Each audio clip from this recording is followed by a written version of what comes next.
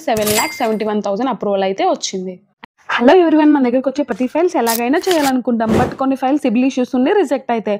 మరి కొన్ని ఫైల్స్ ఏమో అన్ని పర్ఫెక్ట్గా ఉండి లాగిన్ చేసిన 5 minutesలోనే అప్రూవల్ వస్తాయి. అలాంటి ఫైలే ఈ ఫైల్ కూడా.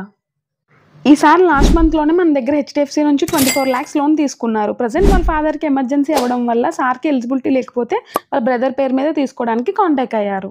ఇందులో మెయిన్ ఛాలెంజింగ్ ఏంటంటే 1 dayలోనే ఫండ్స్ కావాలని చెప్పారు హాస్పిటల్ బిల్స్ పే చేయడానికి.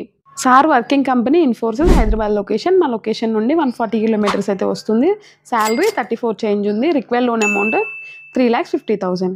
సార్ ఆబ్లిగేషన్స్ 3 ఉన్నాయి. 2 ICICI పర్సనల్ లోన్స్, అందులో ఒకటి 3 lakhs. Loan amount out standing 90 change ఉంది. ఈఎంఐ వచ్చి 2,700 చేంజ్ పే చేస్తున్నారు. అనదర్ లోన్ అమౌంట్ 5,86 చేంజ్ ఉంది. అవుట్ స్టాండింగ్ 3 lakhs ఉంది. ఈఎంఐ వచ్చి 11,000 చేంజ్ పే చేస్తున్నారు. అండ్ 40,000 ICICIలో క్రెడిట్ కార్డ్ అయితే ఉంది.